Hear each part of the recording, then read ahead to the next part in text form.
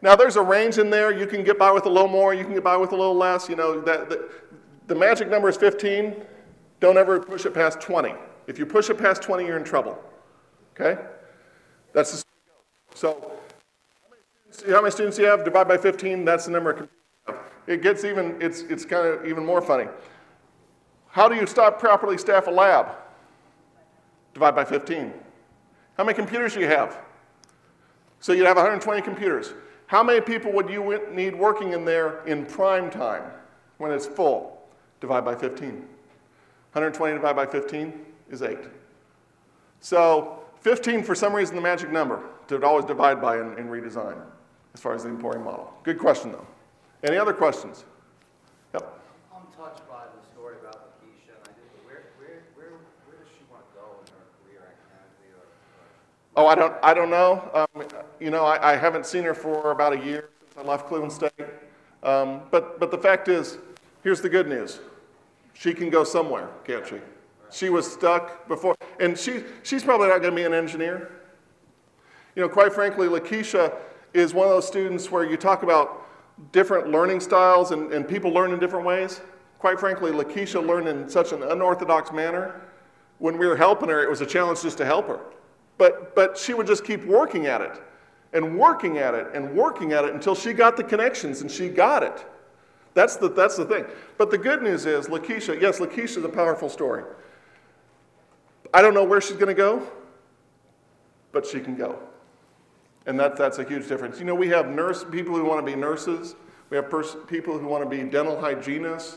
We have people that want to be accountants, you know. And these people aren't engineers. They aren't ever going to build a bridge. You know, they don't need to be prepared for calculus. All they want is a degree so they can go and make a contribution to society, have a little better job, have a career. That's what they want, you know. And our society will be better off if we can help those people do exactly that, you know. There's you know, and that's the whole challenge of developmental studies, isn't it? Has been for years. Yep. I'm curious about the staffing.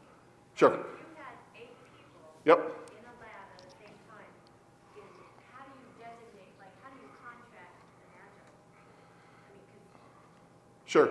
We use a combination of full-time faculty, and that's where you have to have the full-time faculty plugged into the situation, okay? It's just got to be that way. So you've got a combination of full-time faculty, and then you've got some professional tutors, which are typically kind of like your adjuncts. They've got a little more math training and that type of thing. And then you've got some tutors, just plain tutors, who have a little math. And no, they don't have a bachelor's and a 4.0. But here's the thing, that lab is a customer service atmosphere. And as far as the math knowledge goes, if I take a person, as far as lab staffing, you've got to make sure that you have people with good personalities that help the students. And you know what? It's okay to say, you know, I'm not sure. And what I'll do is I'll pull up a chair and I'll go, well, let's work on this for a minute. But sometimes the student tutors or the just plain tutors, they won't know. You know what they'll say? I don't know, but you know something? There's someone over here that does. You get the full-time faculty in there and so forth. Does that make sense? So it's a mixture, but... when you contract the adjunct, it's not like you're assigned a section to teach, you know what I mean? Actually, what we do with our adjuncts is we do combinations of classes and labs. So they actually, as part of their duty as an adjunct, they have to go into the lab. Now, at Cleveland State, when I say I eliminated adjunct, that always throws off fears of everybody. I only had 3 to begin with, folks. I had a blessed life, and I know it. We did not have a lot of adjuncts to begin with, okay? At Chattanooga State, we still have some adjuncts. We have a little bit fewer, but that's okay, but we still have some. But I build in lab time into those. And then I try to get them working in the lab as well outside that, and that's a separate contract. And then actually one of our adjuncts this semester, she's an aspiring teacher. She's doing some classes, then she's doing some lab work, then she's doing some mini lectures because she wanted to do that. She sent me an email, she's like, I love this. So, but that, you know, that's where the one thing you do have to do, in that shift, you have to set up people to take care of all the duties. You have to have someone over the lab. You also have to have someone kind of record keeping, watching what's going on as far as kind of my math lab and stuff. You know, you've got to split out the duties. So right now I've got somebody that kind of helps me with my math lab. I've got somebody, 2 people that run the lab, you know, so forth. I mean, you just got to figure all that out. It's a different situation. One more question.